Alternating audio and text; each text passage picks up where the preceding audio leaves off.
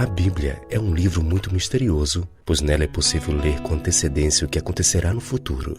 Este é o caso do livro de Daniel, o qual foi escrito por volta do ano 600 a.C. Os detalhes históricos citados nesta obra incomodaram tanto algumas pessoas ao ponto de se levantarem a hipótese de que o texto foi escrito após os acontecimentos nele citados. O problema é que o interessante livro intitulado Arqueologia e a História Bíblica, o estudioso Joseph P. Free relata que entre os manuscritos antigos encontrados numa caverna do Mar Morto, no período da década de 1940, havia parte do livro de Daniel datada do segundo século a.C. Ou seja, se já havia cópias deste material antes de uma comunidade tão isolada já no ano 200 a.C., isso indica que o texto de Daniel é mais antigo que esta data. A questão de colocar em xeque os escritos da Bíblia é que eventos citados na profecia antes do século II a.C.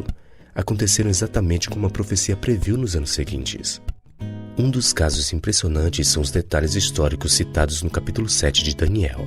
Para compreendermos em detalhes esta seção, precisamos lembrar que o livro de Daniel tem 12 capítulos. Eles estão divididos em duas grandes partes. Dos capítulos 1 ao 6, encontra-se a seção histórica.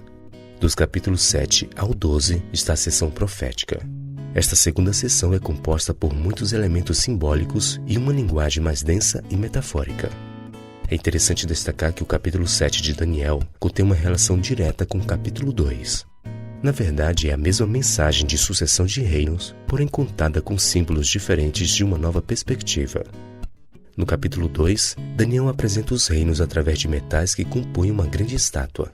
No capítulo 7, Daniel apresenta os reinos por meio da figura de 4 animais. Nos versos iniciais lemos: Falou Daniel e disse: Eu estava olhando durante a minha visão da noite, e eis que os 4 ventos do céu agitaram um mar grande. 4 animais grandes diferentes uns dos outros subiam do mar. Os animais de Daniel 7 estão conectados com os metais da estátua de Daniel 2. Babilônia, que foi representada no capítulo 2 pela cabeça de ouro da imagem, aparece em Daniel 7 como um leão com asas de águia. O Império Medo-Persa, que antes foi representado pelo peito de prata, surge no capítulo 7 como um urso. Um detalhe é que ele tem 3 costelas na boca, as quais podem ser uma referência a Babilônia, Lídia e Egito, que foram castigados e oprimidos pelos persas. A Grécia é apresentada no capítulo 2 como os quadris de bronze, e agora no capítulo 7 surge como a imagem de um leopardo com 4 asas. Muitos intérpretes entendem que nada na história do mundo pode ser comparado à velocidade com que Alexandre o Grande, principal general grego, vencia as nações. Com apenas 30.000 homens, Alexandre atacou Dario com 600.000. Como um leopardo ataca um leão ou um urso, a Grécia conquistou a Pérsia. Esse leopardo tinha 4 cabeças. O império de Alexandre foi dividido entre seus 4 generais: Cassandro, que dominou a Macedônia e Grécia; Lisímaco, que dominou a Trácia e a Bitínia; Ptolomeu o Egito e Seleuco a Síria. O 4º animal era tão diferente dos demais que o profeta não pôde encontrar nada na natureza para descrevê-lo. Sua descrição, terrível, espantosa, muito forte e que fazia em pedaço outras nações, pisando-as aos pés, é uma descrição realista de Roma. Agora, depois desta explicação histórica, cabe aqui um detalhe surpreendente. O Império Grego governou de 331 a 168 a.C.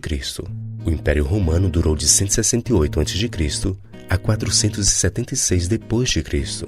Porém, vale lembrar que o livro de Daniel foi escrito por volta do ano 600 a.C. Ou seja, esses eventos foram previstos por Daniel vários séculos antes de acontecerem. Sim, a Bíblia é um mapa do futuro. Ela mostra que a história humana não pega Deus de surpresa. Ele está no controle de tudo e nada acontece sem sua permissão. Porém, a parte final de Daniel 7 nos deixou uma mensagem de esperança. No verso 14, lemos a respeito do último reino. Foi-lhe dado domínio e glória e o reino para que os povos, nações e homens de todas as línguas o servissem. O seu domínio é domínio eterno, que não passará, e o seu reino jamais será destruído.